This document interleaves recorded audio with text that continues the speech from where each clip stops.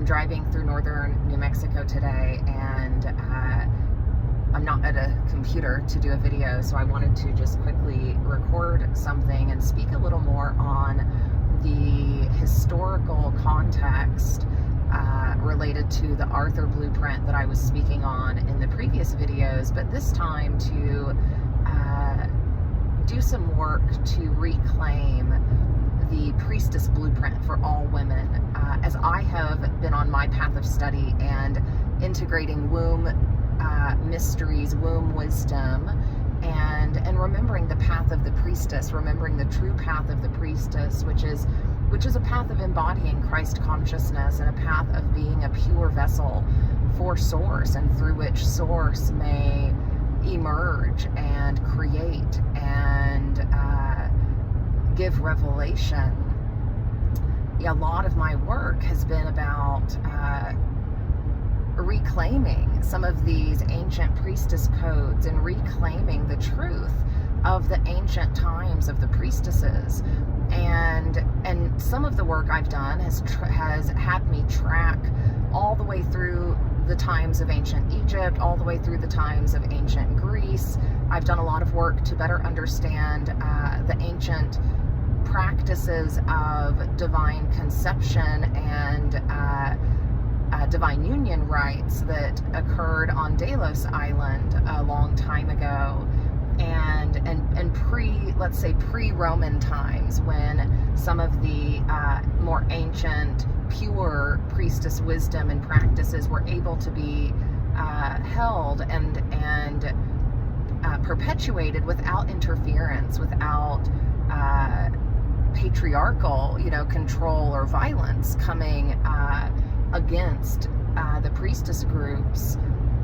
And we saw throughout history, a long period of time where priestess groups were attempting to carry forth some of the more ancient, pure wisdom of Mother Source wisdom, Mother Earth wisdom, womb wisdom again, and yet, throughout, let's say, the course of a few thousand years, there was this steady infiltration of patriarchal mindsets and control and power, and a slow degradation of the feminine, a slow dishonoring of the feminine, and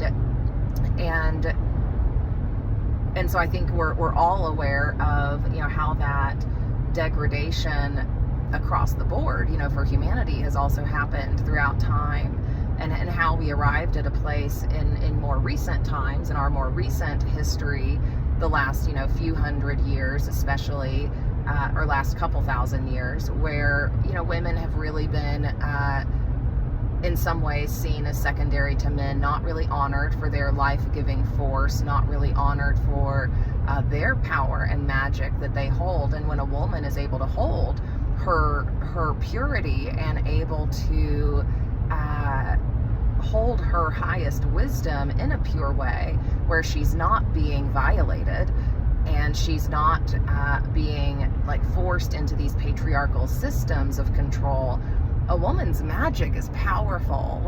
We're just now, I think, getting to a point on this planet again where we can understand that. And so I want to circle back to the topic of Guinevere. I talked a little bit about what I had uncovered related to the Arthur Blueprint in the last two videos, and specifically I talked about some of the distortions I had found in the New Age community related to a man who is attempting to claim the King Arthur Blueprint. And it was just, through my path of awakening and my path of study on these topics and these pieces of ancient history that we haven't fully understood, that I started to see the bigger picture, and I started to see the truth about, this man carrying some major distortions. And in that, I started to see more of the true history of the Arthur times. A lot of our history has been told through a patriarchal lens, unfortunately, and that has also, in some ways, I think, diminished the power and honor of the priestess culture. And so in some of my priestess work, which again has been intended to help restore the sanctification of the feminine temple, the feminine body, and feminine wisdom on the planet, and to, in my own practice, in my own healing process, in my own examination of all of this ancient history, and utilizing plant medicine and altered states of consciousness and shamanic practice and yogic practice to examine the deeper layers of truth and what has gotten distorted.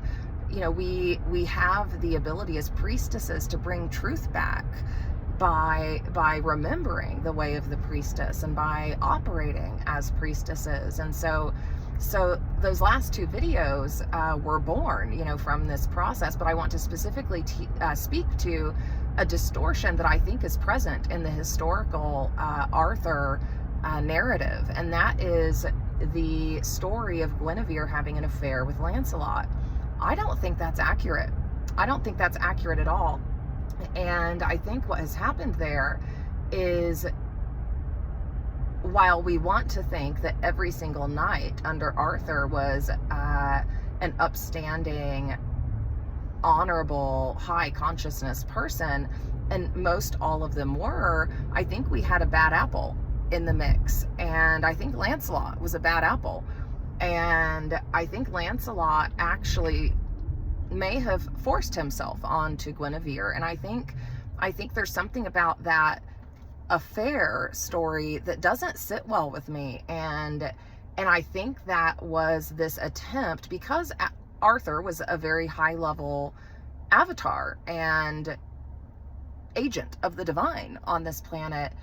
When those beings show up, especially during times of darkness, other beings of darkness attempt to diminish and like slander, you know, their true story and their true history. And so I don't think Guinevere had an affair with Lancelot. Like, I think Guinevere and Arthur actually were holding a pure divine union template. And I think there was interference. I think there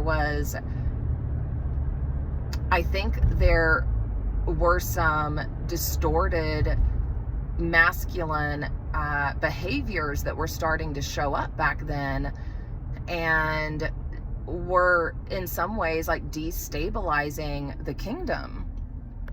And I think that the true story is that, you know, Arthur and Guinevere were attempting to preserve like the ancient womb mysteries and spiritual teachings of the Essenes of the time of Mary and Jesus, and attempting to hold some of those more pure Christian truths during a time where the distorted Christianity was taking hold. And so once the kingdom fell, then once the story is getting retold, it's getting retold by those who conquered the kingdom. It's getting retold by those who have wanted to see someone like Arthur not successful, you know, in his role, have wanted to like thwart him in a way, you know. And I think that Guinevere story is actually part of that. I think this narrative about Lancelot and Guinevere having an affair, I think that actually might have been told that way to like protect Lancelot, rather than like actually telling the truth. So what happens, you know, during these patriarchal times, right? Like, women just start to get diminished, and in all of these different ways, you know, start to get painted as these like harlots, or people who, you know, are like not upholding like the virtues of source. And this is just my opinion, my perspective. This is information I feel like I've accessed, you know, through the shamanic forensics work I've done. And I think we have an opportunity to re-examine some of our history, and also re-examine how some of these priestess groups, and Guinevere was part of a priestess group back then, how some of these priestess groups have been the target of patriarchal slander, for lack of a better term, in the past, and how, we then end up with these stories that attempt to dishonor certain people, when actually maybe Lancelot is the one that has an honor issue, and maybe Lancelot is the one that dishonored himself, dishonored the feminine, and dishonored the kingdom. And maybe it's actually true that Lancelot is the reason for the fall of the Arthurian kingdom. So I offer this as an alternative version of history for anyone who might find it interesting. And I'm curious, for any priestesses who find this and who are listening to this content, how does this resonate with you? And, what have you felt about some of these ancient times and stories, and how different feminine archetypes have been portrayed? Because what I've seen is that while, we do have some examples of feminine archetypes being held up in power, also we have a lot of examples of them being diminished. And like Mary in the Bible is one of those, right? Like Mary Magdalene, a woman of great power, of great wisdom. She went through all the initiations Jesus did, but we don't hear about that. Like, we don't hear about her essentially rising into a place of being somewhat equal to Jesus in that union dynamic. We hear a diminished version of her story, because that was the version of the story that the men of the time wanted told.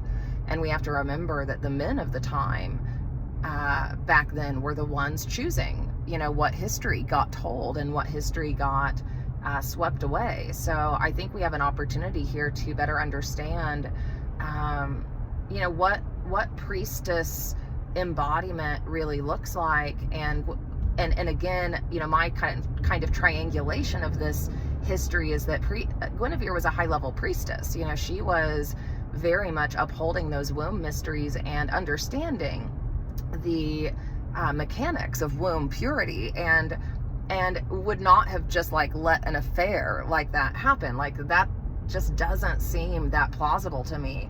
So anyway, I offer this again just as another layer of healing the feminine on the planet, another layer of examining, where our history has been told by the patriarchal victor perspective versus what perspectives have been left out that might actually be helpful now.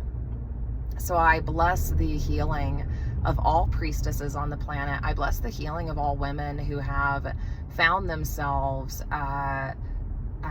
in any sort of situation of feeling violated by this world, or violated by patriarchal systems or people, and I bless our return to a way of being able to operate in a really gentle, beautiful, safe, surrendered way to the divine, where we don't have to worry about infiltration, incursion, violence against priestesses. We can simply just be those vessels for Source, and for Mother Earth, and for higher intelligence, and for the beauty that is possible through us, and for the co-creation that is possible through us, and for the magic that is possible through us. So I bless the return to magic for all women.